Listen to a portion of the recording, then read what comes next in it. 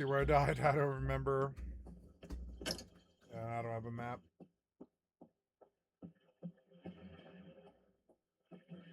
I know this was somewhere around here, but I really don't know exactly where this guy killed me.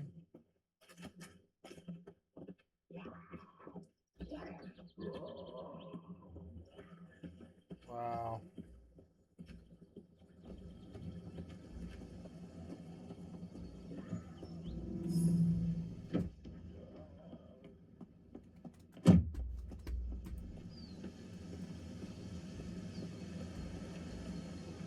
Oh, there goes that cell phone. I don't know. I'm sure one of these houses probably has one. I think it's all growth on your character, kind of like Kenshi. Yeah, he definitely saves him.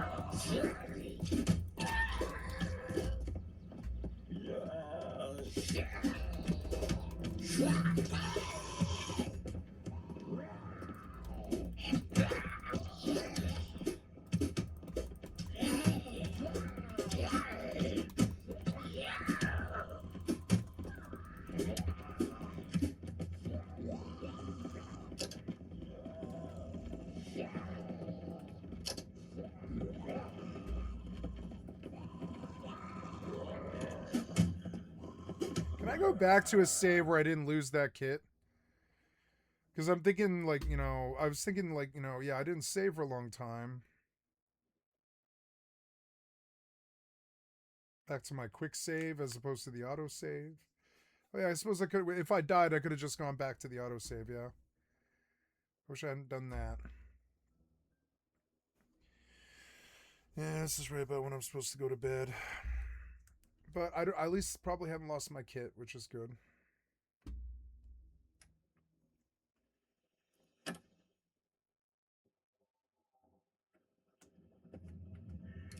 Nice.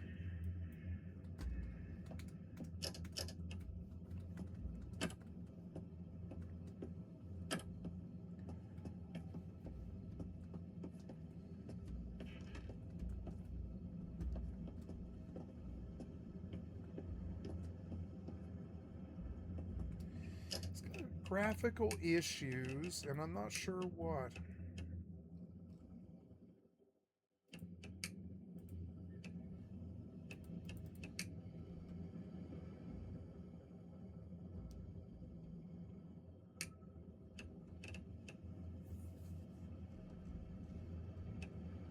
I want to put it back to Ultra.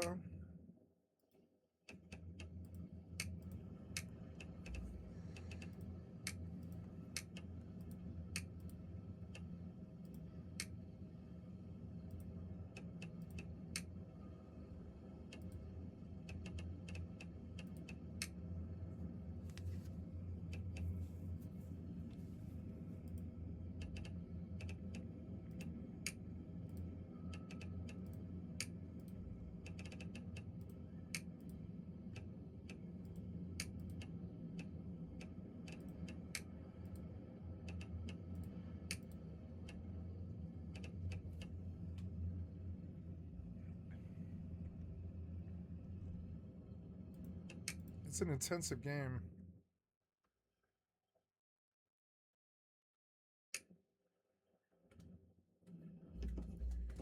Yeah, we're pulling 70 there with like custom settings.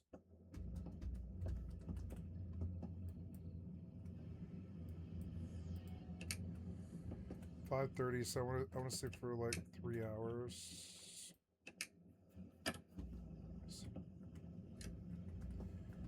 It's only 8:30, so the light's not coming in through the house in the right way. Wow. Everything now looks blurry for some reason. Super blurry.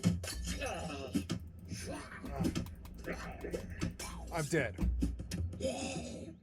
Why am I dead?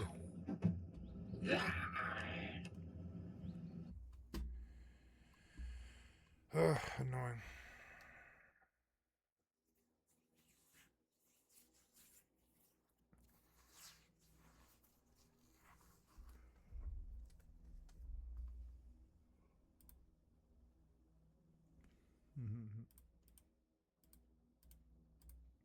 Billboard 200 and was certified gold within a few months. Sean Kingston was the hot new up-and-comer with a fresh take on melodic, rap, R&B, and a sprinkle of Caribbean influence. He was invited to open up on tour for artists like Gwen Stefani and Beyonce, and even got to share the stage with Chris Brown, Lil Mama, Bow Wow, and Soulja Boy at Madison Square Garden in December of 2007. Sean went from sleeping in cars on the streets of Jamaica to performing one of the most coveted stages in the entertainment industry at only 17 years old. With fame like this, money followed. Sean now had the rapper lifestyle he could only dream of as a kid. Nice cars, watches, and clothes symbolizing his success as an artist. Many artists believe this type of fame and success will last forever, but sadly, this was the peak of Sean's career, and it was only going to go downhill from here. I've been looking to find the best deal on Thunder tickets, which is why I want to give the sponsor of today's video, SeatGeek, a huge shout out. With over 35 million downloads, SeatGeek is the #1 rated ticketing app. There are more than 70,000 events listed on SeatGeek, including concerts, sports, festivals, and more. Right now, you can get tickets to Doechii, Billie Eilish, Playboi Carti, and more. And not to mention all the great sporting events like the NFL, MLB playoffs, and NBA. I love using SeatGeek, and with the NBA season starting back up, I can't wait to get to another game. Each ticket is rated on a scale of 1 to 10, so you know you're getting a good deal. So look for the green dots. Green means good, red means bad. Plus, every ticket is backed by their buyer guarantee. Get those plans out of the group chat this fall and use code Patrick10 for 10% off your SeatGeek tickets. That's 10% off tickets with promo code Patrick10. Make sure you click the link in the description to download the app and have the code automatically added to your account so you can use it later. Thank you, SeatGeek. After a couple of years touring across the globe, Sean dropped his sophomore album titled Tomorrow in September of 2009. Much like his previous record, the album had some standout tracks such as Fire Burnin', which spent 21 weeks on the Billboard Hot 100, peaking at number 5 on the charts. The album itself was much less successful, peaking at 37 on the Billboard 200 before dropping off the list entirely 5 weeks later. However, Sean clearly had an immense talent for writing music and found other ways to top the charts. He co-wrote Jason Derulo's song What You Say, which also peaked at number 1, meaning Sean Kingston technically has 2 #1 hits. He then collaborated with Justin Bieber on the track Eenie Meenie, which spent 18 weeks on the Billboard charts and peaked at number 15. And this could have been a great lane for Sean to just go all the way in on. The life cycle of a popular artist is really difficult to predict. Songwriters can have much longer careers because they don't have to tour or maintain a brand, but that spotlight strokes Their the ego, TSR and looks the Sean best. didn't think it would ever fade. Unfortunately, The game looks life good. threw an unexpected Time to twist time. when Sean was hospitalized after a nearly fatal jet ski accident. I was going 75 miles per hour.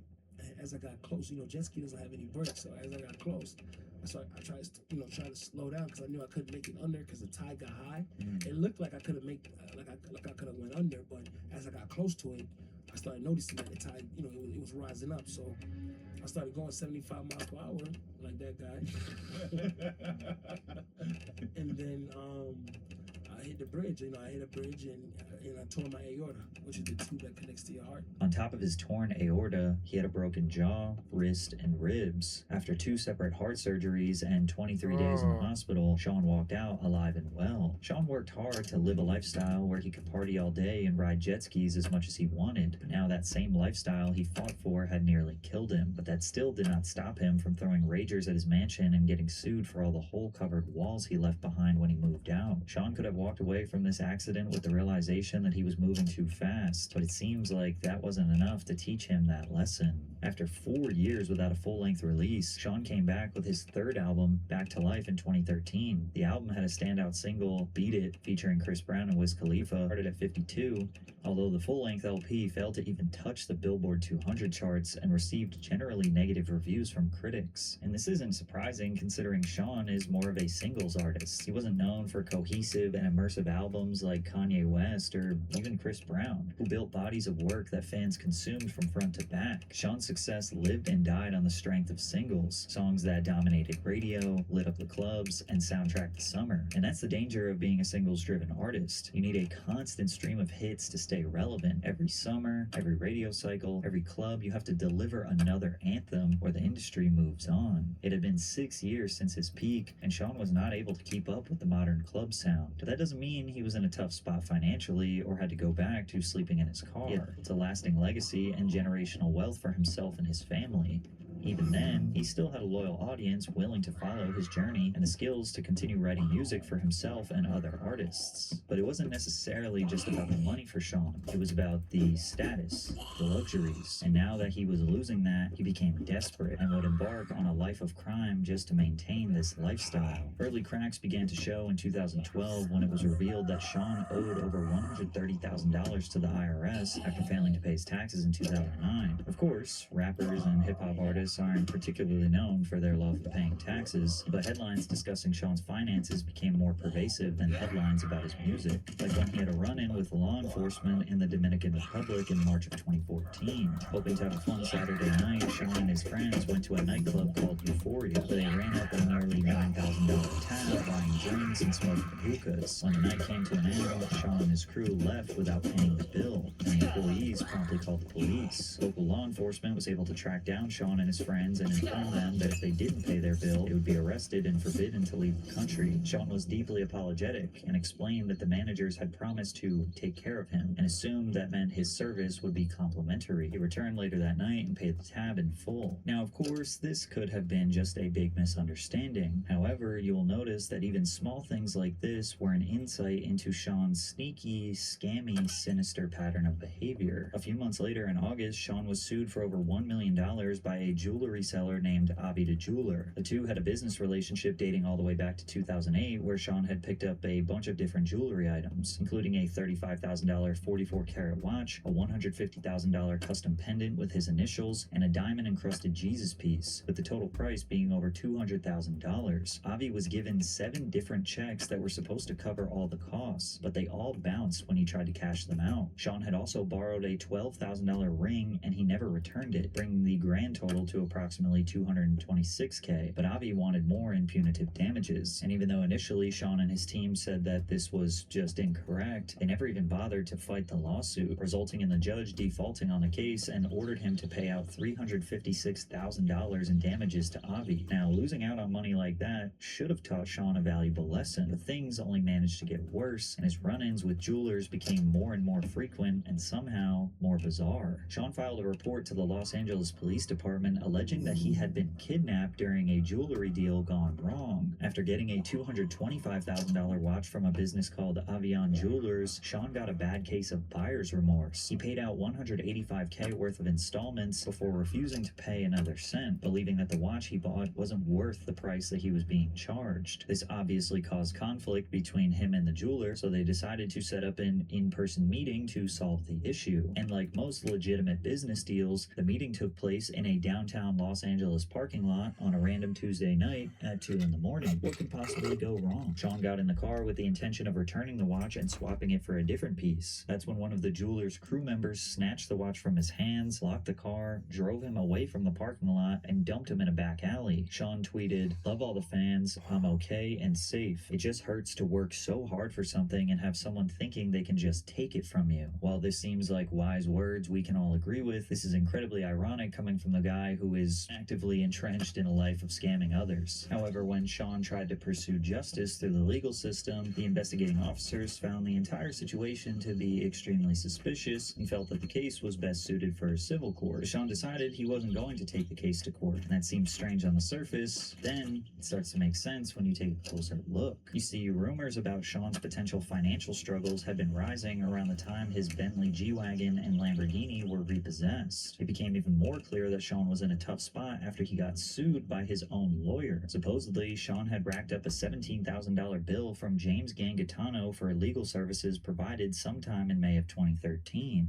Now, being broke and trying to get one over on a jewelry dealer, it almost makes sense. But scamming your own lawyer takes a special kind of stupid. With his repossessed sports cars and seemingly an empty bank account, Sean had hit rock bottom financially. But now he was in too deep. Watching everything he built slip away only inspired him to do whatever he could to maintain this flashy rapper lifestyle. He kept scamming and he kept getting sued for it. In March of 2016, a new lawsuit against Sean was filed by Haymock Jewelers. Sean had traded in a used Rolex for a new $59,000 watch and a $19,000 bracelet, but never paid off the remaining $25,000 balance, despite promising to pay the next day. Judge ruled in the jeweler's favor and ordered Sean to pay out $44,000 in restitution. From here, Sean just kept racking up lawsuits like it was his full-time job. August of 2016, he was sued by another New York City jeweler named Aquamaster, who alleged that he had a $300,000 tab that had gone unpaid. After picking up 9 different pieces of jewelry, he claimed that his manager would send a wire transfer for the full amount. Instead, they received 2 checks, both of which bounced. Sean got sued by yet another jeweler in April of 2017, who claimed that Sean bought a $46,000 Rolex with 10 grand up front, but sent checks for the remaining amount that also ended up bouncing. I know I'm starting to sound like a broken record with me basically telling the same story over and over again, but that's just the reality of Sean Kingston's life at this point. It had been over a decade since Beautiful Girls had topped the charts, and now the only thing being discussed in interviews were his legal troubles. Different situations as far as your jury, right? That, like,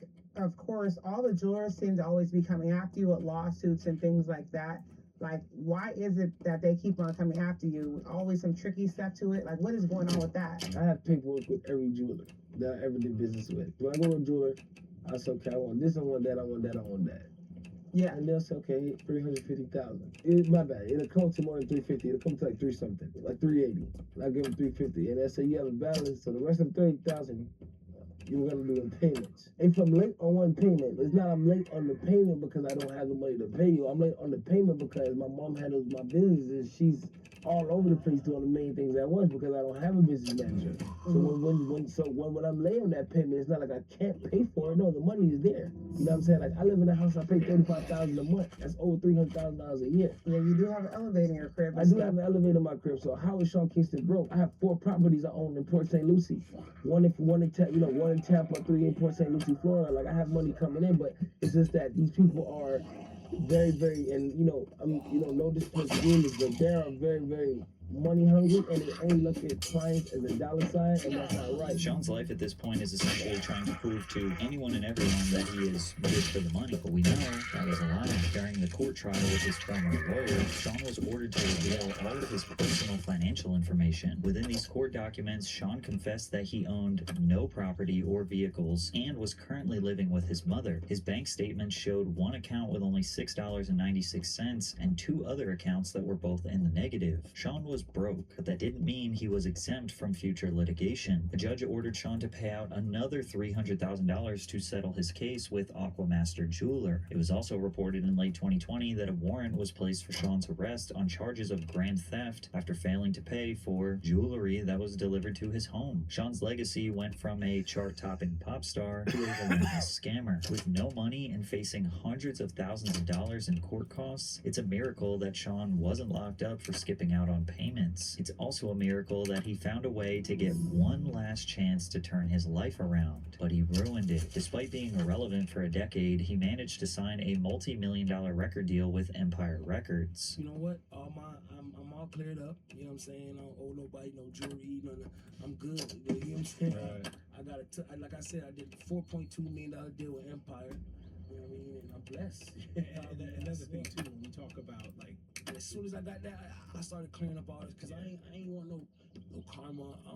I believe in karma. I believe in doing. You feel me? So I made sure the first thing I did was just clear up a lot of the stuff that I needed to, Unsurprisingly, Sean's 2022 album, Road to Deliverance, saw no placements on the charts and next to no traction on streaming services. It was an utter failure. And although that stings, he was able to use his record deal money to pay off his debts. Somehow, throughout all these scams, he was able to avoid jail or brutal retaliation from someone he wronged. But the pressure to maintain this rapper lifestyle was too high. Sean had grown too comfortable with the jewelry, the expensive nightclubs, the mansions by the beach. At first, it seemed like a little tax slip-up, a nightclub misunderstanding, or a bad deal with a jeweler. But the pattern became undeniable. He had gotten away with it for far too long, and that desperation eventually led him to the one place he thought he'd never be, in federal prison. Now, a very active scene outside of a home connected to rapper Sean Kingston. Dozens of deputies have been going in and out all day long, and now we've learned his mother has been arrested. The indictment alleges a pattern of behavior from April of 2023 to March of 2024 in which Sean and his mother intentionally defrauded a handful of different businesses with false promises and forged wire transfers. It claims that Sean would reach out to various businesses through social media platforms like Instagram and use his status as a celebrity to persuade the businesses to make special exceptions for him, typically in the form of discounts, lower down payments, or simply allowing him to pay for the products after they were provided. They would send forged documents under the guise of legitimate bank transfer receipts before ignoring and disregarding future requests for payment. Most notable of these at the time was his defrauding of Verver Entertainment, which supplied Sean with a 232-inch colossal TV and surround sound system, one which he never paid for. Sean reached out to the company in September of 2023 on IG, claiming he needed the biggest TV they had for his house and claimed it was going to be featured in an upcoming music video with Justin Bieber. Sean told the business owner, Ariel Mateos, "We're gonna go viral and shut the internet down. I hope you're ready. Watch how many new customers you get from doing this with me. Mark my words. Your life is gonna change after this. Watch and see, my brother." The full agreement was for Sean to pay $47,000 upon completion, receiving a social media agreement discount with a smaller down payment of just $30,000. Ariel and his crew began installing the TV and sound system in Sean's home, providing updates over text, and fully completed the project on December 17th. However, as days went by, Ariel tried to get in contact with Sean, but was ignored. On the off chance Sean did respond, he would just make excuses and try to brush the conversation away. Ariel was growing rightfully impatient. Not getting paid for your services would be more than enough to frustrate someone, but he also needed to pay his manufacturers for the materials used for the TV, and he was running out of time. Eventually, Sean sent a document that appeared to be a bank transfer for $40,000, although this was still $7,000 short of their agreement, but it didn't even matter anyways because this document was completely forged and the wire never hit Ariel's bank account. Sean invited Ariel and his team over 2 separate times to pick up a check for the money, but turned away both times by his cousin, who claimed that no one was home. Ariel was in frequent contact with Sean's mother as well, who was also being difficult to work with and delaying payment. After over a month, countless false promises, and $47,000 left unpaid, Ariel's patience had officially run out. He writes, "I'm suing you all. Sean is a scammer, and not a very smart one. My lawyer has everything ready to file. I'm suing everyone, and we will make it public. There are no more chances. You won't play with our time anymore. You will pay up to the last penny, the full price of the screen, without any discount, as you also breached the part where you were supposed to promote and advertise for us. We trusted in Sean. We waited more than we should." And while Ariel was filing that lawsuit, Sean would get wrapped up in another one for doing basically the exact same thing. In March of 2024, Sean reached out to Andriy Nikolenko asking to purchase a watch listed at $342,000. He promised to pay with a wire transfer the same day he got the watch, and Andriy generously offered him a complimentary Rolex watch on top of the Richard Mille he was purchasing. Sean also mentions that he was shooting a music video with Justin Bieber, suggesting that he possibly would be interested in shopping with the jeweler. And at this point, Justin Bieber's got to sue Sean Kingston as well. Bro worked with him one time 15 years ago, and he was scamming people for TVs and watches over it. Sean was excited about the potential business relationship he was creating and called Andriy a brother for life, offering loyalty and promising to take his company to the next level. He even promised that Justin Bieber would be purchasing stuff from his store that weekend. He even went as far to promise that Sean would only purchase watches from him moving forward, but of course, this was all a lie. Sean decided to put in orders for more extremely expensive watches, bringing the grand total to $480,000, which Sean's mother supposedly paid for by providing proof of a Bank of America transfer statement. Take a look at Sean's manipulative behavior here. You can see he's making demands to make sure the watch is perfect. But bro, please let this watch fit tomorrow, lengthwise. Dealer says 44mm will be there tomorrow. I know, I'm saying I hope the links fit my wrist size, brother. Dealer says everything will be perfect. Then he lets Sean know that he needs the money so he can pay his suppliers, because they will not provide him with watches anymore if he doesn't pay them. Sean says, "King, I trusted you. Please do the same. Please, I won't let you down. I believe in God. Payment will not be an issue. I got you. I told you this from the start. I'm with you, Papa. You're my brother. I will never hurt you. Bring my AP tomorrow and we'll close it out tomorrow. Mom and Ryan will pay you. Love you for life. See you tomorrow." This is the type of relationship that Sean had with Andriy and probably all of his other jewelry dealers. And much like all the others, Andriy finally had his tipping point. He said, "Listen to me. Tell your lawyer and don't forget to pay him. Soon you'll be talking to him through bars, asking asking him to defend you from federal charges. Your mama gave a fake bank receipt and you are holding watches that don't belong to you. There are 3 cases already, so the next step is the media and the news. You messed with the wrong people. Seemed like Andre had finally found out that Sean had 3 separate cases against him that were already pending from him scamming all these different people. These cases are all extremely similar in nature. You know, he's promising to work with Justin Bieber, he's promising promotion, and he's saying, oh, I'm a millionaire, I got you, oh, I love you, you're my friend, you're my brother. So I'll spare you all the tiny details, but this is kind of the spark notes. Sean sent a receipt from First Republic Bank totaling $50,000 for a vehicle. He sent a $285,000 Bank of America receipt for a watch, and a nearly $160,000 wire transfer receipt for another luxury car. All of these documents were fake, and all of the victims filed lawsuits. Sean even scammed a company called Murray out of an $86,000 custom bed. When Sean was running out on bar tabs and sending bounce checks to jewelers back in 2014, you could have made the argument that they were just simple mistakes. But now it was clear that Sean wasn't just forgetful or unorganized with his finances. All of this was calculated. This explains why the raid didn't just end in arrests. It resulted in hundreds of thousands of dollars worth of stolen goods being removed from the home. Sean knew what he was doing, and he thought he could get away with it forever. The investigation also allowed authorities to search through both Sean and his mother's phones, revealing their behind-the-scenes operations. So if you still had any doubt that any of this wasn't intentional, this will easily put those thoughts to rest. His mother writes, lawyer said if one more jeweler says anything, they will treat it as a criminal case. You owe 4 new jewelers and ain't got no money for no more. Please do this last one, mother. I'ma give you other watches back. But I don't have money to pay, dude, Sean. It's $120K. What's up with you and all this jewelry, bro? Focus on your craft. All 36 songs gotta be turned in by December 31st and you only have 18, while you're worried about watches. These conversations give a good look into the dynamic of Sean and his mother, allowing us to speculate on how they got to this point. I find it hilarious that even his mom is like, alright, we gotta chill, bro. Like,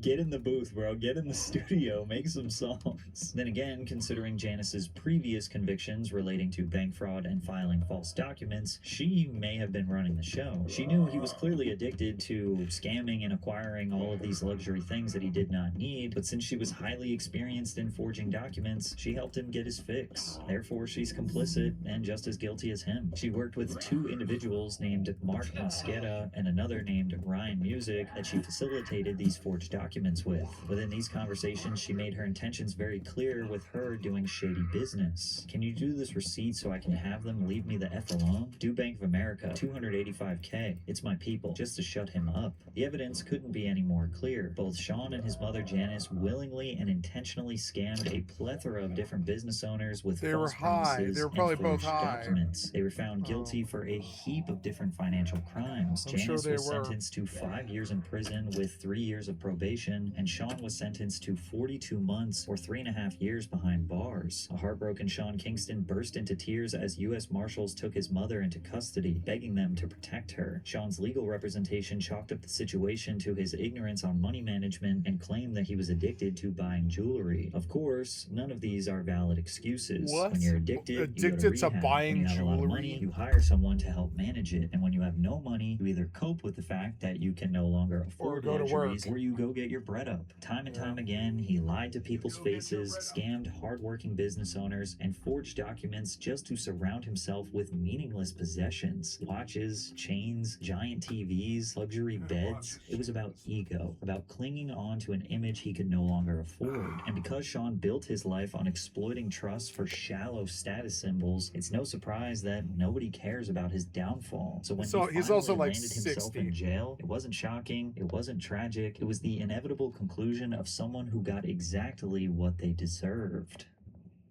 Okay, what up, Freddos? Welcome back. Long time. I've been saying that many times recently. Long time. Just got back off vacation. Got sick. Was great. What a video to come back to. Amazon Game Studios, New World. It's dead. For real this time. No hyperbole, no clickbait. New World as a game. Amazon Game Studios as a studio, as a venture, as an arm of Amazon is dead. That's it. It's completely over. There's a little bit of filling in the blanks here because they've not came out and said we've closed all of our studios and New World is closing down tomorrow. But what they have said from their own words, they are halting development on first-party games, specifically MMORPGs. Wow.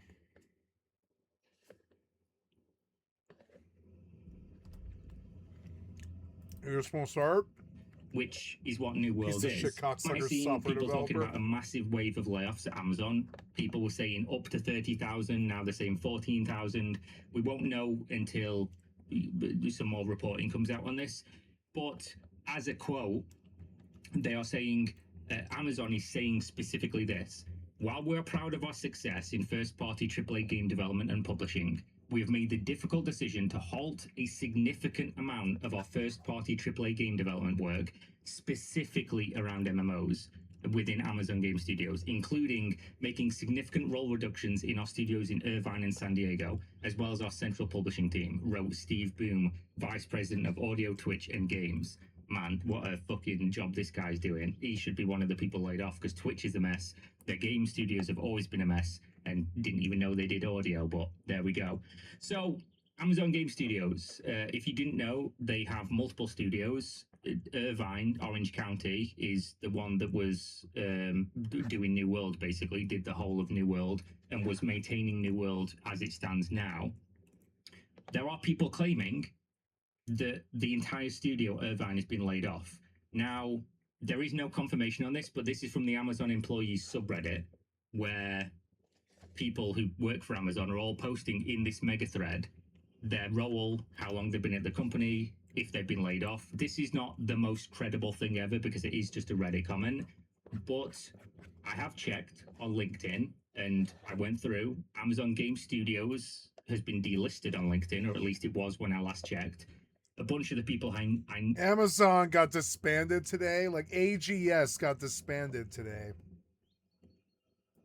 knew who worked, you know, knew Already names Kira worked had at more of an Amazon Game inside Studios, view. and specifically at the Irvine studio working on New World, are now saying that they don't have a job and have removed it from their LinkedIn. It would appear that with that statement saying we're halting a significant amount of development on specifically MMOs, as well as people saying the entire studio is essentially gone, that this is the end for New World. Because let's look at the facts here, right? Because people are going to say, how could they do this? Amazon Game Studios have just released the biggest update ever for New World, and it's doing great. It's on a resurgence. It's coming back, bros. We're super back. And to that, I'll say, Amazon don't care about New World. They don't care about the slight bump in population of New World, because the fact is the game doesn't earn a lot of money. How could it earn a lot of money? It was a single box price game, and they poured... Look at things from a wider perspective here, and then we'll go over the numbers. When you think about Amazon Game Studios, they've been operating for like a decade, and I released a video recently where people were saying it was clickbait, and it was that Amazon Game Studios can't be the worst game studio ever created.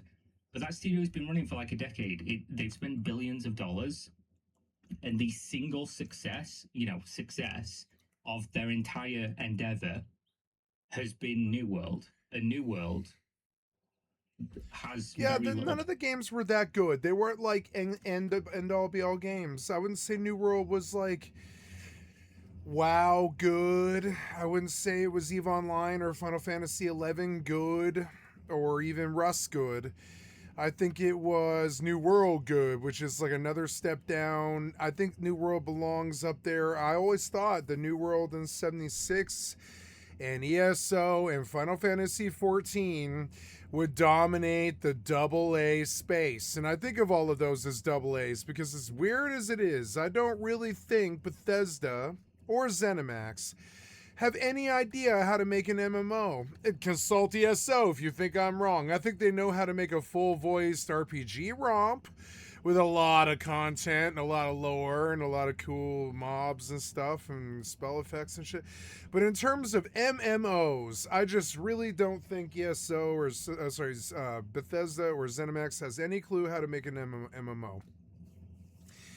76 is more of like exactly what New World was, which is like a single player but multiplayer capable MMO where you're supposed to just keep grinding on your single player if you want, but if you have a husband or a boyfriend or a wife or a girlfriend or whatever, it doesn't matter what it is, you could just go play Fallout with them, or go play New World with them, or go play Once Human with them. I think with The failure of WoW, the failure of Rust, the failure of, like, I don't know, a bunch of these.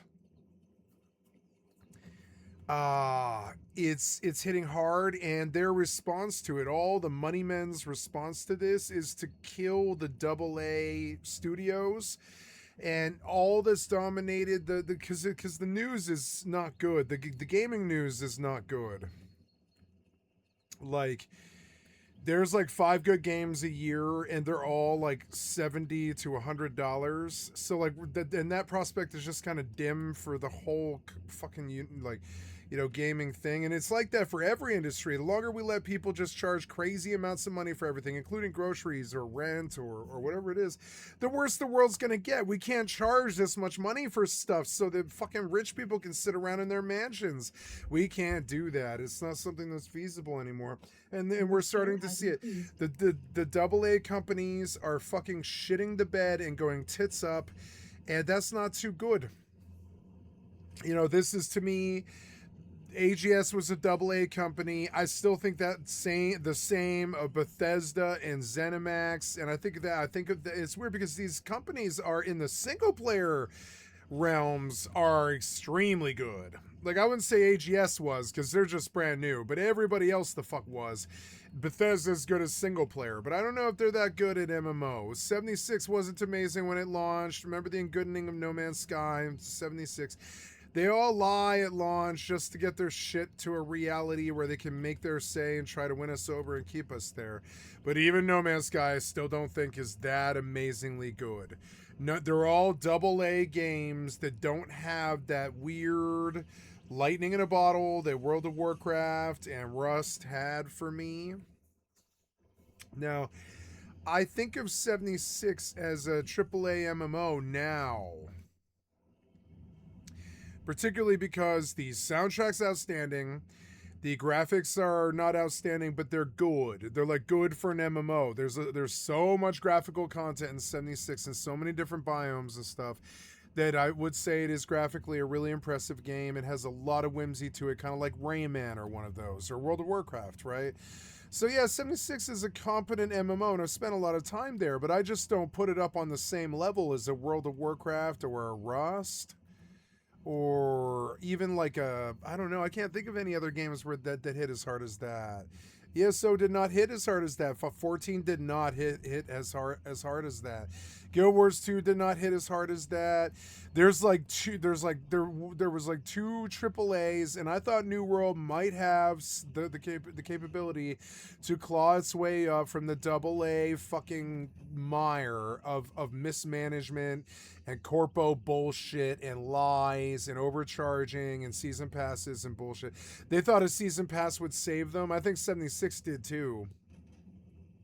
But no, season passes are not going to save your AA game. I think it saved Fortnite, but Fortnite is a AAA game, just like WoW or Rust. It's not like, you know, and I think of Rust as a AAA game. If you're pulling more than 100,000 right now, you're a AAA game, because none of them are. 14 isn't doing that. I don't even think WoW is doing that. I don't think Final Fantasy 11 is doing that. I don't think ESO is doing that. I think across the consoles, maybe ESO and 14 are doing that. 14, you know, I think 76 is doing pretty well, actually, like more than we think. But it's not doing so well on PC. I think it's a console game, and I think it's doing particularly well on console. Probably the best MMO on console by far. Now the New World died. All these console kids were super excited to do the New World grind, like last year when, I guess, yeah, it was like last year when Elysian hit, Elysian Wilds, and we had to pay for a mount or whatever. But all the kids were kind of excited to be on console, and that was like I was like, why? Okay, so why cease development on New World when you know you have a successful console game, but their numbers just must not have been that good. I don't know. I don't know. Like, these games are good, but look, the graphics are kind of bad for the modern age. Like, look at these graphics. I have it in medium so I can get a solid frame rate so I can fight them. So the graphics aren't that good in these games, you know? Like, when you go outside, sometimes it looks really good. But I don't know, the games aren't that good. there's all these like AAA pushes that aren't that good. Like Skull and Bones was supposed to be quadruple A, but they ended up being half that at double A. I would say if you want, you can. There's a lot of depth to Skull and Bones, and you can get lost there if you've never played a naval combat game ever. Skull and Bones is actually a good game. I don't really want to hear the sound of the zombie anymore. I really don't want to hear the sound. It's just too loud. The sound in this game is too loud right now. I can hear the generator or whatever it is. Some generators are really loud. I want it like at half the fucking rate it's at. Go play some Rust now. It has been a really weird day for gaming. It has just been fucking weird. Just weird. New World died. 2,500 hours just burned up like that, nothing. It gives you an idea why talking about hours in Rust isn't that good. Because it's just like, what happens if tomorrow Face Punch is like, well, we just don't think it's feasible to keep this going. Terribly sorry. Valve didn't love us as much as they wanted us to. Unity kept fucking us, and it's actually really expensive to keep this game running. And the servers kept fucking us, and all this, and Amazon kept fucking us. And now we're like, the pop used to be at 670,000, but now it's down, like, in COVID, but now it's down to like, 190 if we're lucky, 140. And like, that's okay, but I mean, this time next year, if they drop down to New World numbers, remember when New World shut off like support, they were at 60,000 concurrent. More so with the fucking consoles, they were at like 100,000, but they couldn't appease their fucking corporate overlords. Yeah, I'm gonna save here because I'm still in a good situation. Just get out. I like this game, but it's still a little too. I like how much depth is in it, but the combat is still slightly a little bit too basic for me to totally enjoy it. I guess I'll have to go find some guns in it slowly over time before I can truly enjoy the game, because the melee is fucking weak. You couldn't say that about Rust. The melee in Rust is actually particularly good. And Mortal.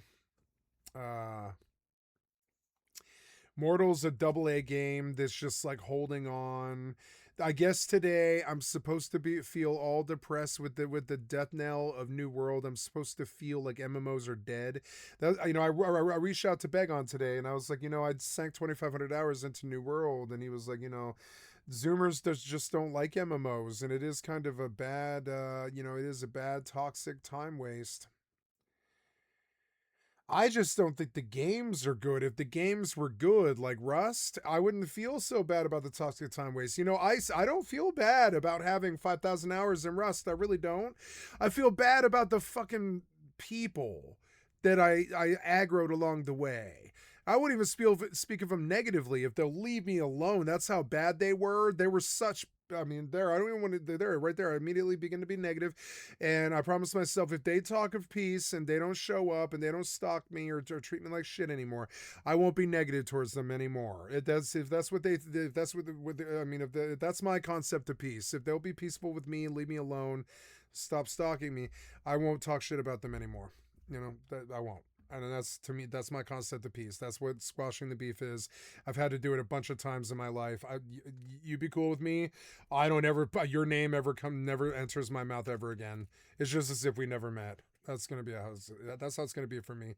It'll be like we never met. Like Tay, it's very hard for me to remember Tay existed. And if you remember, he was a strong element on my stream for 2 years. And if I struggle to keep Tay in my memory, even that he even existed, kind of, you begin to have an idea of how somebody like the Stream Sniper could do, because it's just like, so I don't have a place for new people in my life. I just don't. I'm not like that. And so now, like, I'm supposed to feel all bummed out about the death of the MMO industry, but I feel fine on Rust, actually. I'm not sure the Rust people feel fine on Rust, but I feel like Rust is doing all this stuff that I keep demanding from these fucking developers that is just too high to supply, which is boats, mobile bases, or the same thing. They're the same thing. Boats and mobile bases. They're all the same thing. It's just mobile bases. Really, just the meta is mobile bases. If you can't fucking give that to me, I'm not fucking interested. Starfield gave it to me more than New World did.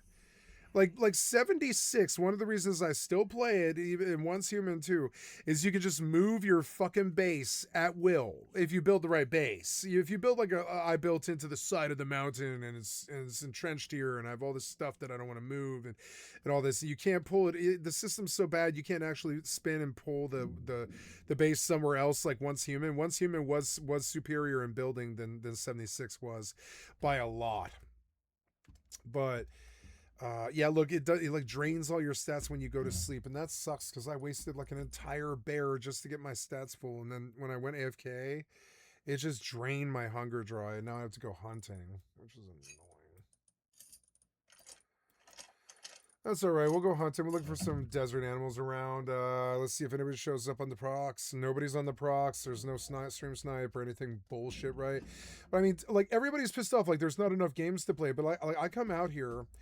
And I look around, I'm like, oh my god, the graphics look so good. Like, I think the graphics look so good in this game. I do. Unity really did do this game well. I don't think Unity is totally horrible. Parallax is turned off, and I don't want to mess with any of this because this guy got me to the perfect settings that actually got my frames exactly where I want them. But sometimes I think about the anti-aliasing and all that, or the DLSS, and just make sure that it's doing what it should be. But no, DLAA looks really genuinely good on GeForce Now. And I look at the beautiful clouds and the realist stuff, like I'm out in a desert climate, kind of out. You know what it feels like when I look at this scene? I will tell you what it feels like.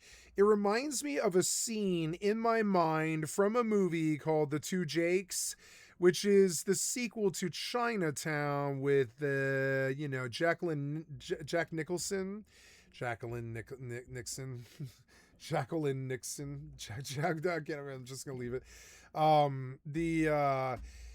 Jack Nicholson, and there's this scene where they're driving through the desert the first time, and they want you to see how beautiful it is out there. And I was like, oh man, I'm always gonna think of the desert like this. Chinatown was like that too. When they go out there to the orange fields in China, or sorry, not Chinatown, but in the movie Chinatown in Los Angeles, you get this beautiful view of what everybody's supposed to think of what the beautiful lush bounty of Los Angeles is. And when I look out over this scene, I get that same feeling from Rust, the video game. It's like I'm in Los Angeles and I'm looking at the side of a desert climate a bit with some palm trees, and like over there some power lines and some pylons and stuff.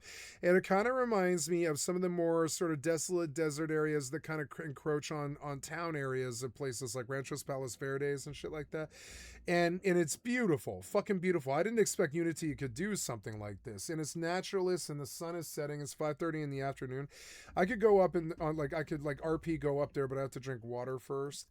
This game is keeping my faith in video games. It actually is. It like even with the downside, shitty sides of it, the really shitty toxic sides of it, and the amount of deaths and all the problems and getting robbed all the time and offlines and complete loss of everything, including wipes that erase your fucking work. That damn wolf got covered by the tree. He'll be back. But yeah, the frames are good. They're not amazing, but the latency in frames of the game is good. It looks good. It feels good, like a shooter. It feels good. It's moving quick. Moving nice, real good latency here without the losses. And let's shoot him because he's too far. Yeah, he'll be back.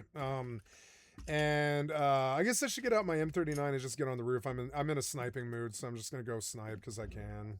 That's kind of a luxury on this server, It is. To even get up to the M39 takes days sometimes. Not if you have a crew and you're really, really single-minded and you're maining the game. It's not that hard, but the guns in the box. Yeah, box. Where's my M39? There you are.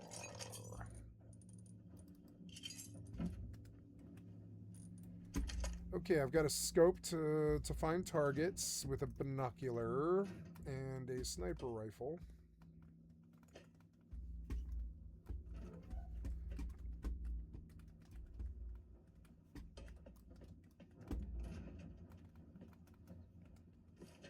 Okay, there's a base across the way. That's not too good.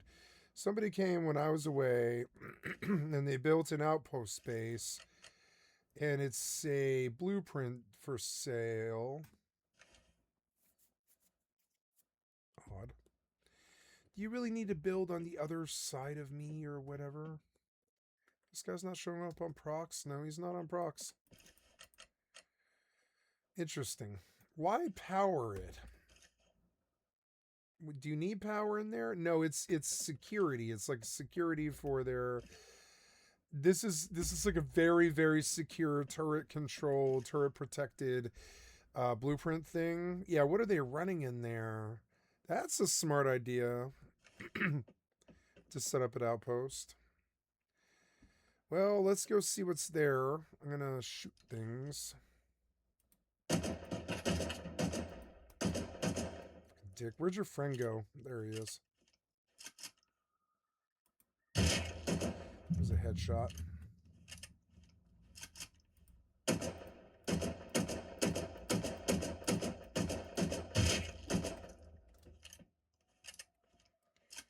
Where'd this guy go? Come out from there. Where are you, fucker? Where is that guy?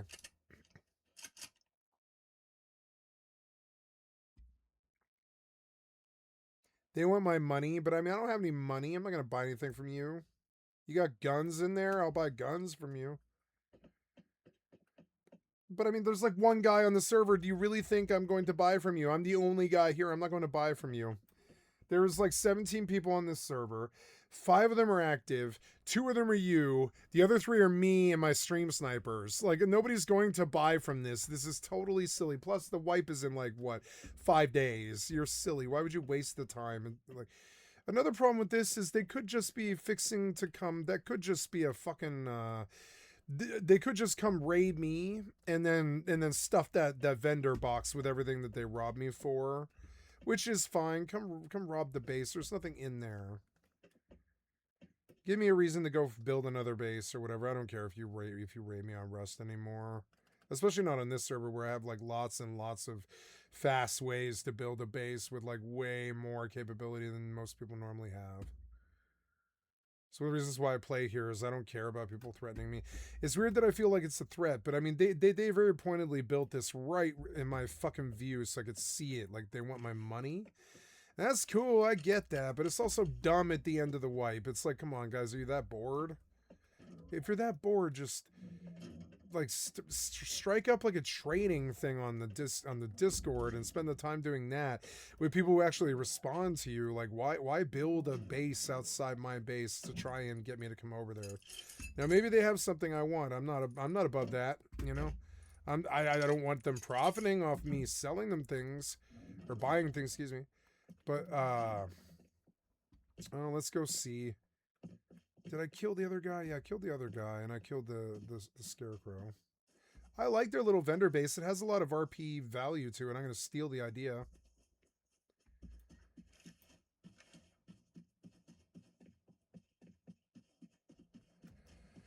Yeah, man, what you got? You got cooked fish for bone frags. Pure ore teas for high qual. They want high qual. Pure scrap teas, pure crafting quality teas.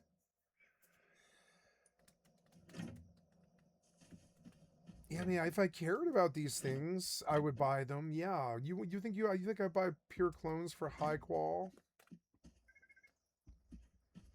I'm not fucking with your base, I'll tell you that. No, I think it's actually really cool. You will trade cooked fish for bone. Well, yeah, you don't want cooked fish. Okay, I'll buy for bone. You like bone? Why do you like bone? I will trade bone for cooked fish. That's actually worth it to me. Why would they sell that? Okay. Well, let's buy some bone for cooked fish because he probably has a lot of it. Nah. Do I not have a light? I don't have a light. How did that happen? I know I've got bone in here, right? I've been throwing it away. What do you want bone for? All right, well, sure. Let's go buy some fish. I need food. You're selling food. I can't believe I'm actually buying something from them, but bone doesn't really set me back. You know? They can have all 417 of these bones. That's fine by me. You just want the fish gone. You just brought like 3 loads of fish over here in your mini helis or whatever. Okay. I mean, I like the Rust RP of it. This is why I play Rust. You can't even find cool shit like this in 76 because while they set up this base, they could have been under like nasty PvP fire. They weren't, but I mean, they could have been. 5 vendors, all with different things, huh? All right, well, where's the fish one? Yeah, there we go. Yeah, shit, how many will you sell me? 29 sold. 580 fucking fish. Oh my god, I'll never have to worry about food again. I wondered, I was like, if I just go dump bone into this machine, okay. Well, now we have to go put a fucking fridge down on the roof or whatever. Okay, I don't raid these guys. Maybe they're like doing me a favor. I bought stuff for bone. I bought fish for bone. A lot of fish for a lot of bone. Why bone? That seems weird. What do you want bone for? Bone clubs? He'll sell me the bone that we need to make bone clubs to bash his doors in for fish. And it is true. I did buy his fish with bone. And that does make him more powerful. He could make bone clubs and bash my doors. That is something he could do. I don't think he wants to do that on this server. I don't think that's their vibe. I don't think he's that much of a loser, but we don't know. If I put a fridge back there and a furnace here, can I go up the furnace and then up the fridge and then jump up there and get up the door really faster? I don't know. Let's find out.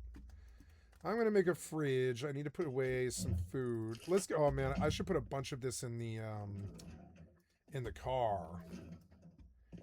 Is that car decaying if it's in... Oh, it is, yeah. But anyways. We can come in here. Can we stuff it in here? No. Damn it. Yeah, put a bunch of fish in here. Take that. Where's the hammer? You got a hammer in here? No, you don't. Why don't you have a hammer in here? It's annoying. Make a hammer. Now I'm out of wood and I have to like get wood or something. Damn it. Hurry up, you.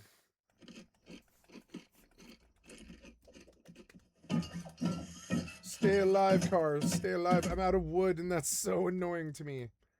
How am I out of wood? Here. Give me this thing. Am I still in building priv? Yeah, I am. Yeah. I think it's slower in building priv. I don't know. It's easier to access from the back. I'll just keep this stuff in the back. It's good. So there's a hammer and all the stuff to repair. We'll put it down like over here where it's easy to see. Repair. Repair.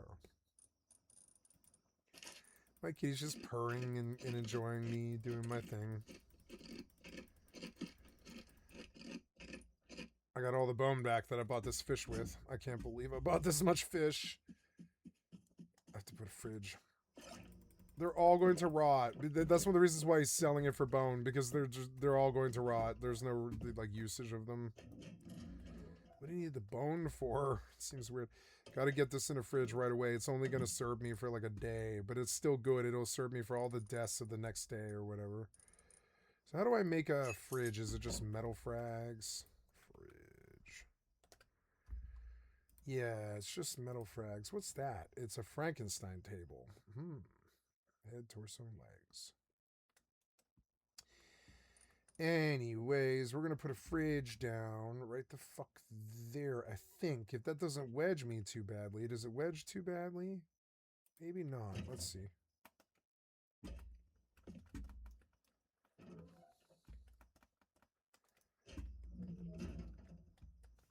No, you can get up there. And it does actually help you get up the ladder. Yeah. So okay, and there's all of that. And I don't want to fill the fridge today. I'll fill it tomorrow. I put the bone in there. You should let me put bone in there. Why not? So I would be more inclined to keep bone if I could. Oh yeah, do I have a bed? Yeah, I do. Yep. So okay, well, cool. We got our stats full. It's dark. I will go back, and now that it's later, I will go down and I will kill what are they called thingies in no, I should go to bed, I think. I don't know. It's a weird night for me. I feel like today's the day that MMOs died and that I should be kind of worried a little bit. Players commensurate to how much money the studio has spent over those years. Yeah. So when you look at it from like the company as opposed to New World the game, this makes complete sense. And I've said this for years, and you know, being early is the same as being wrong. New World was going to kill Amazon Game Studios, and if they didn't release some other game that like took over, Yeah, and they went, mismanaged. They mismanaged. There was I don't remember how bad it was at first. It was like the first thing is that they didn't really have ECRs, not the way they have ECRs now.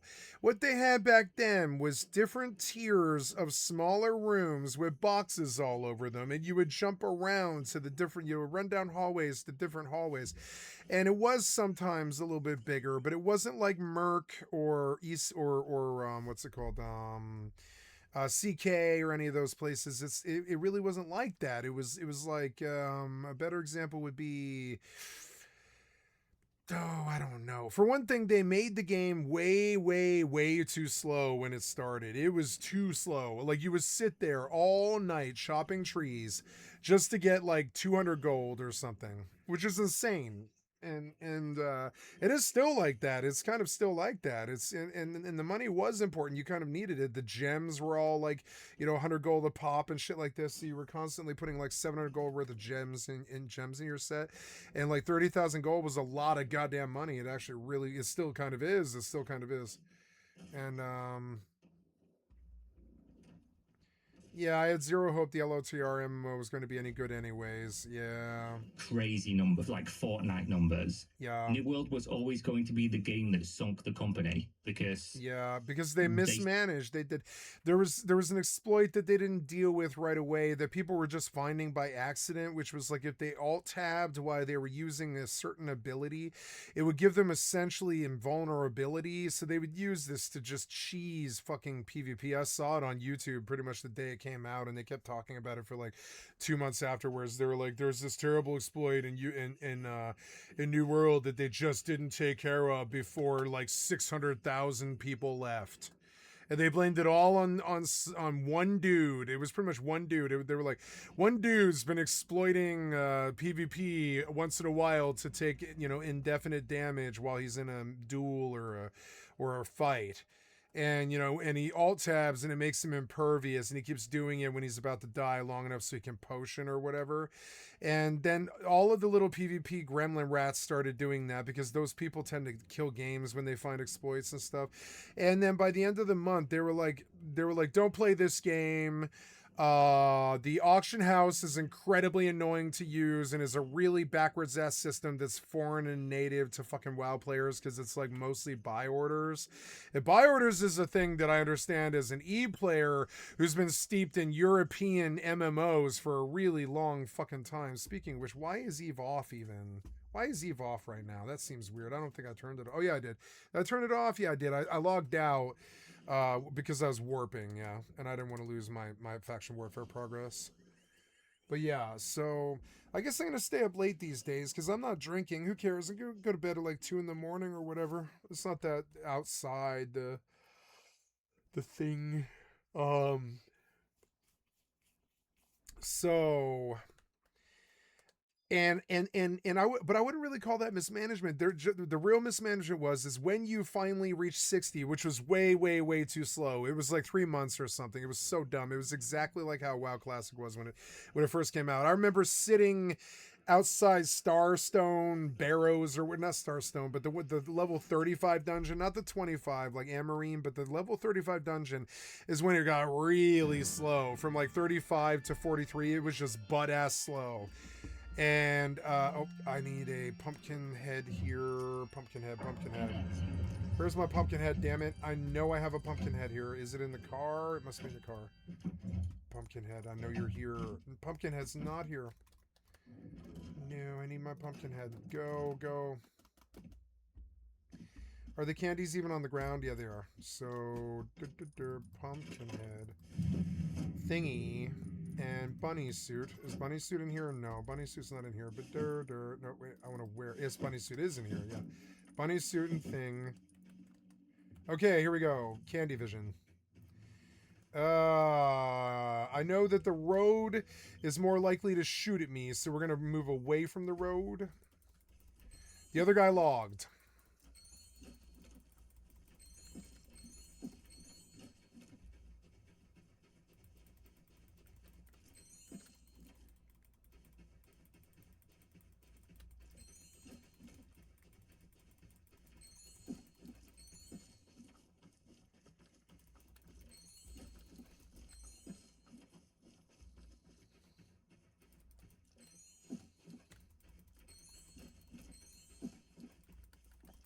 Yeah, look, if you put on the right gear, you can actually start really like clocking this event. And eventually it gives you a Frankenstein monster that follows you around. And I've never used it to fight the zombies before, and I've always wanted to get that high, but it means playing the event all month really religiously. And they only started at like the 16th anyways or whatever. It was like the 14th or 16th, something like that.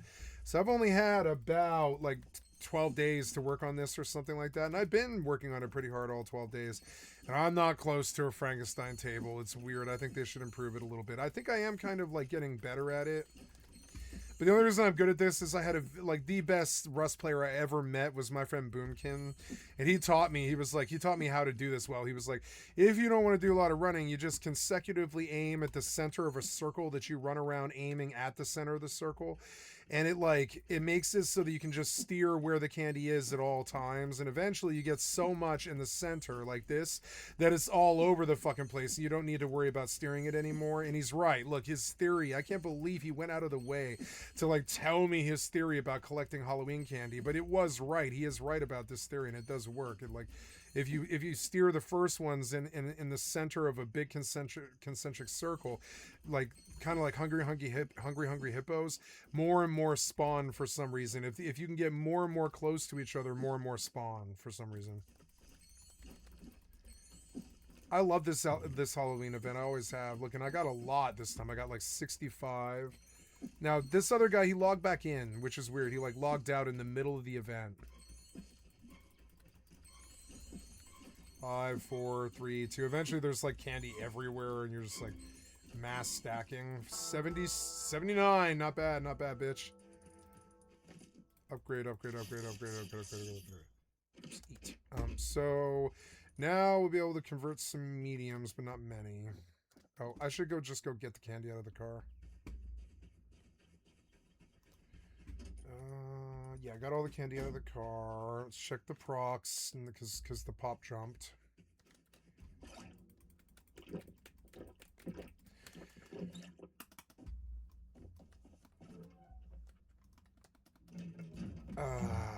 Yeah, the candy stuff. I think I have that all over here. Yeah, you and you. And I think I've got orange bags over here somewhere too. Yeah. Let's put you in the fridge because it does preserve longer.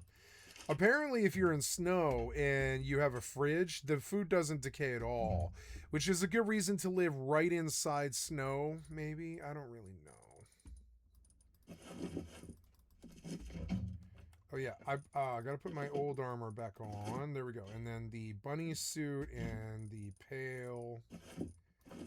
We're going to convert this guy into a medium, and the mediums are going to stack, and when they reach 10, they'll make a big one. 16.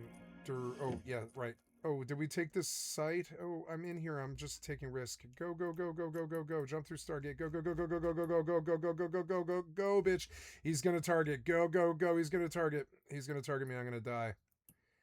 It's a slasher. I have no interest in you, buddy. Yeah, just leave. Just leave. I will fight him here, though, if he tries to leave. Let's see if I can catch him. Nah, he's gone. He's full gone. That's okay. Here's the slasher. He's gone. We're gonna move. Oh, there's a scout. Go. Warp drive active. There is 8 in local, but a bunch of it's friendly.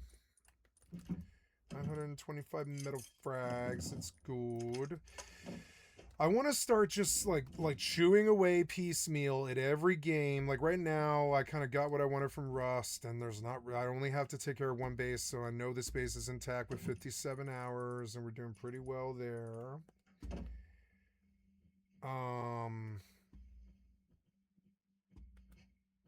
Oh yeah, I'm being attacked. Am I? Why am I being attacked? What is attacking me? No, that's some sound. It was Eve.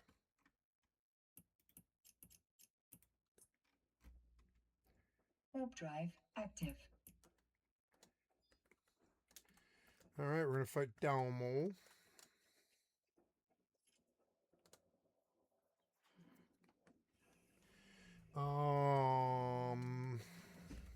Oh yeah, the pail itself needs to get in the box. Yeah, the box.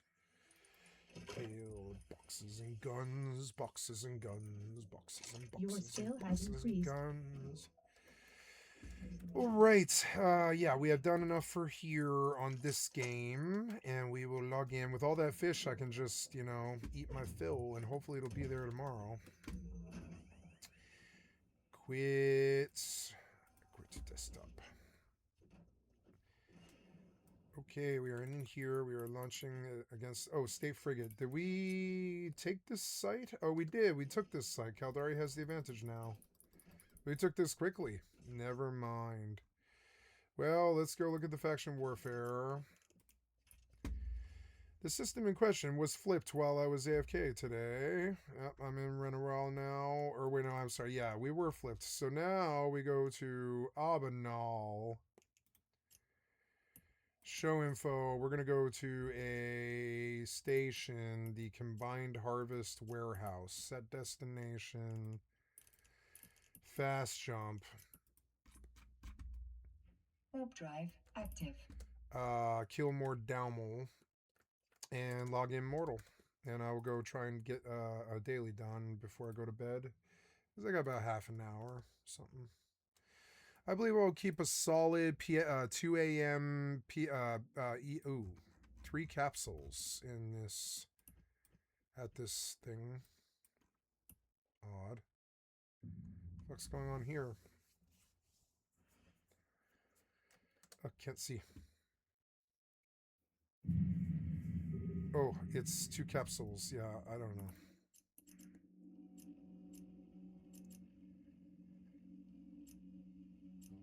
Galente Scout. 5 in local, 4 of them are enemies. Getting on Mortal, I'm going to go ride the pig to go kill outlaws. Or not, what is it? Outlaws. It's not outlaws, it's scoundrels. Yeah.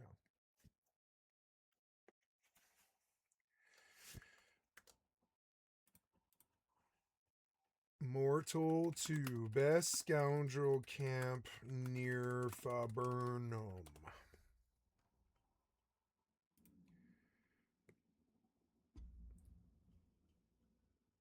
Yeah, so first you go. I'm just gonna show off my skills here.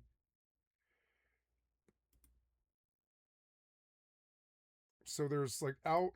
Leave the city, you want to sprint and get out of player's line of sight as quick as possible with your horse. I forgot that there's a camp north. In this part, I'm just waiting for my sprint to recover. But I put this court. So I like to take my horse there to the left. I think I take a quick peek here. Yeah, there. Oh yeah, Everwind, that yeah. direction is the road, the main road. Everwind and Sand are coming, and those will be interesting AA attempts to try to take the crown, but I don't think either one's got it. Yeah, we'll get in. Pull this down more.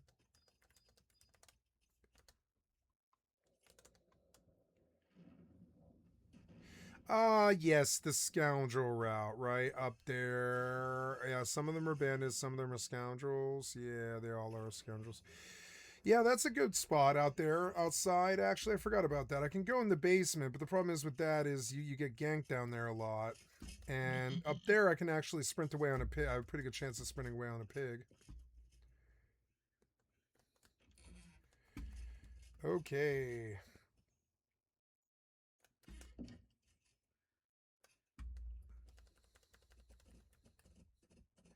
I think I might go full commands on him. 1, 2, 3, 4, 4, 5, 6.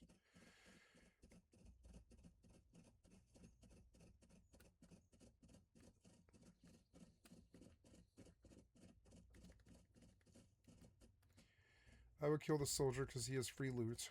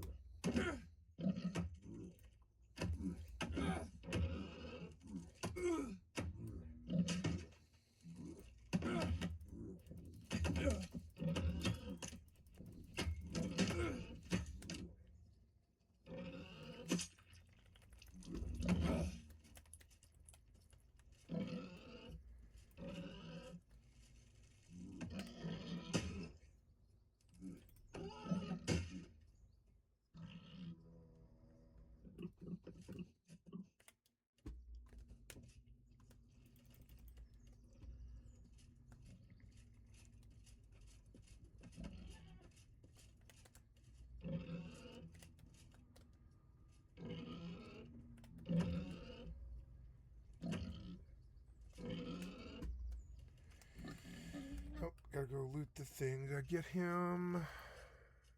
Yeah, but he didn't drop, I think I looted the wrong corpse, actually.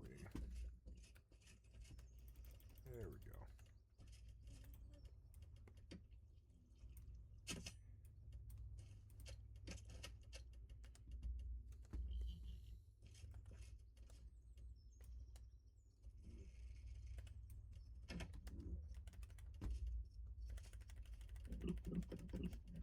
Oh, something happened to my thing. Ugh.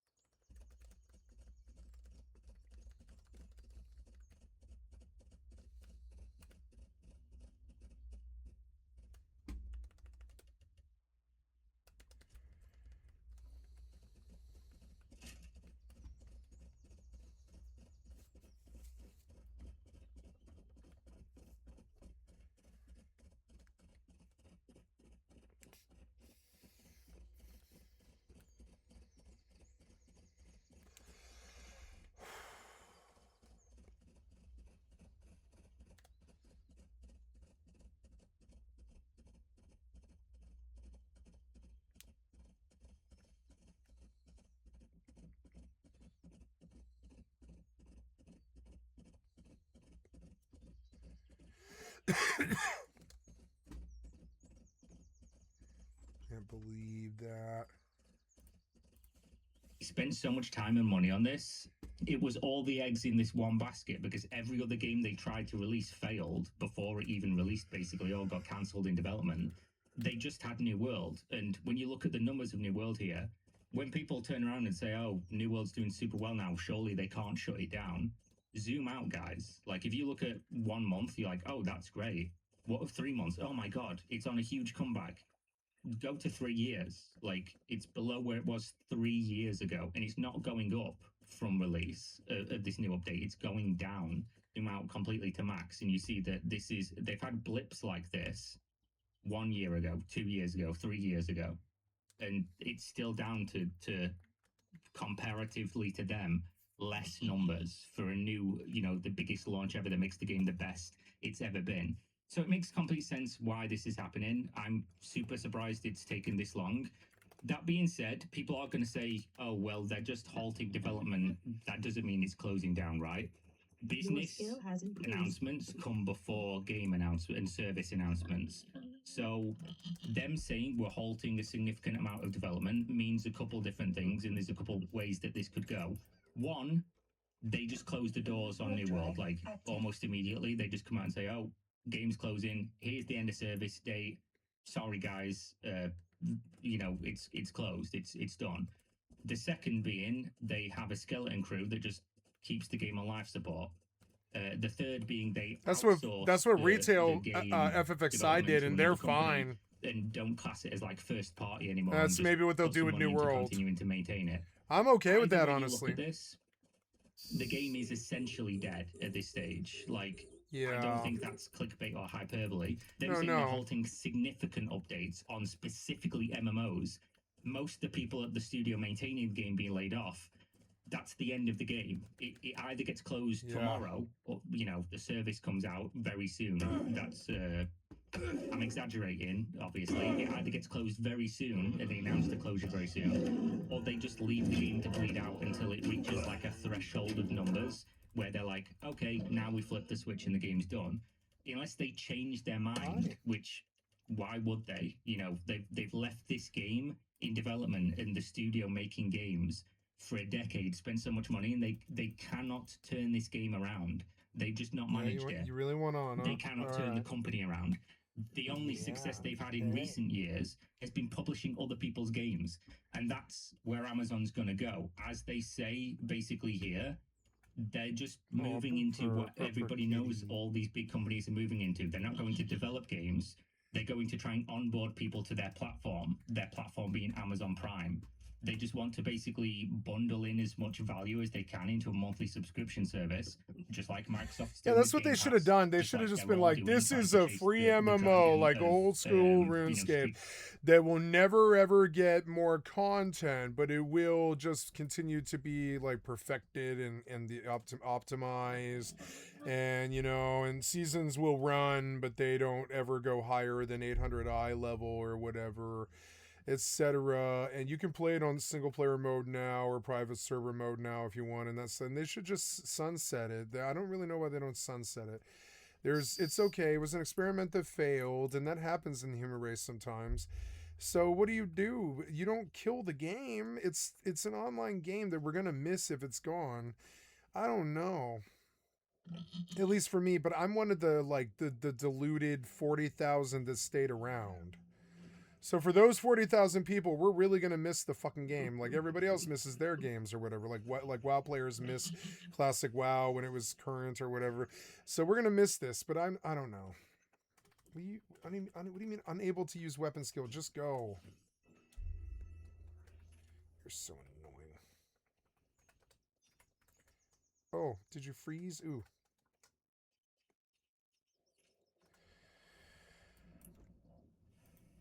And just sunset the game, make it a single player experience, and sell it for $60, or just let it be like local multiplayer with up to 8 players or something. Who cares? And at that point, you have this huge open world with all this content and stuff that you get for $60, and I think you'd be surprised in 20 or 30 years they'll be like, everything's AI, everything's procedural, everything's boring, there's nothing hand-drawn. People just refuse to spend their time to do that when they can have an AI do it for them. And so then something like New World that's completely hand-drawn mostly, and it's procedurally generated when it comes to the looting and stuff, but it's not procedurally generated when it comes to how beautiful it is, or its design ethos, or its combat or whatever. And I think in 10 years, you'd be surprised how well a game like New World could still do, because they just won't make games like New World anymore. It's kind of weird. So why not sunset the game? And I think what they're going to do right now is shut off the servers in 18 months or 24 months or something. And that's okay, but god damn, why would anybody want to be there? Anybody in the trade chat's gonna be like, fuck this dead game, I don't know why I play this dead game. Why are we playing this dead game, guys? Everybody in the trade chat's gonna be like, because there's nothing but dead games. There's nothing, they're all dead. They're all dead. There's none of them are good except Rust.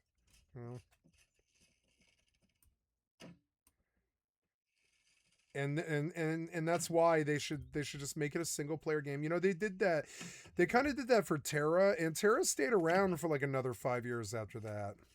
Terra died just like New World did, and I loved Terra. I loved Terra just like New World. It also had extremely good MMO combat, way better than most of the other games. But I don't know really why Terra had to die really, but it did, and whatever.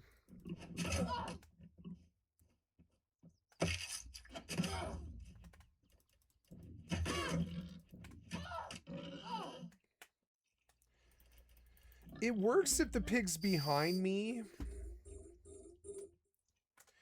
Yeah, like I'm understanding that I kind of want the pig behind me. Yeah, because like then it doesn't ever get in my way.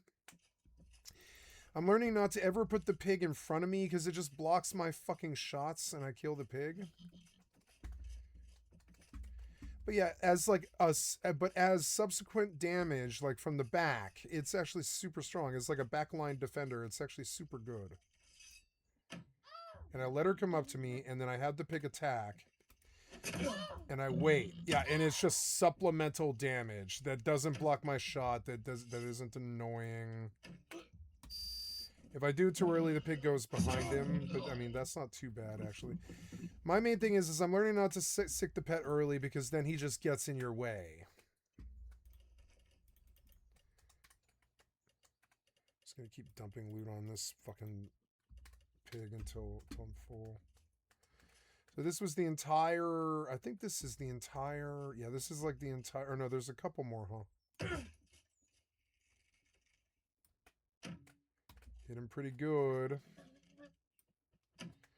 Ooh, torso. I want to do a headshot. Let's see. Oh, 97 headshot. Cha. Yep, sorry. Pick up your head and your torch, and let's hit this headshot. Oh, no, hit her good chest, though. That was head.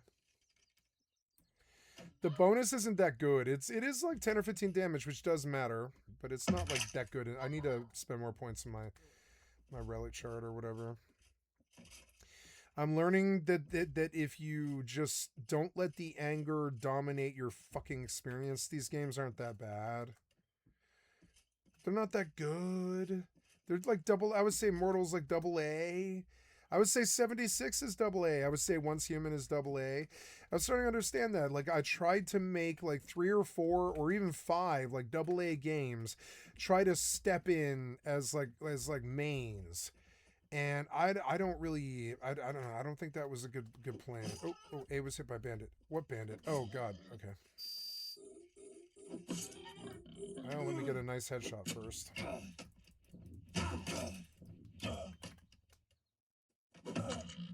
I used to have a cool one that shot out purple stuff when I killed someone, but I don't think that was supposed to be, I don't think the bow was supposed to do that, so they fixed it.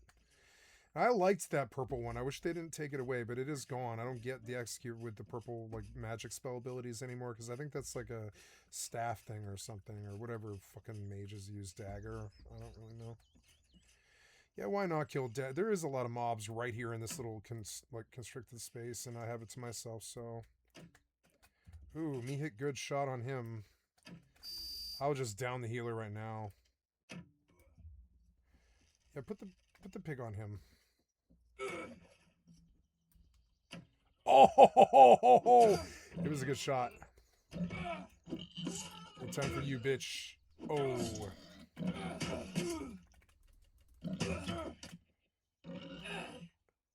Yeah, they did. They changed it. I don't get that purple execute anymore, but it was cool. I'm better at this game than I used to be. I noticed that now that I've dumped like, 1,500 gold and a bunch of like points into my merit point shard, I'm actually doing a lot better. Get out my way, you stupid pig. You're so annoying. I could kill the other 3 bandits, but it's, sort of risky. What else am I doing here? I'm trying to do the scoundrel task. We're 7 out of 30. I should go to bed here. I'm going to be up forever if I do this. I'm just going to go to bed here. But in the morning, I will, or not in the morning, but like next time I play Mortal, I will come in and fight.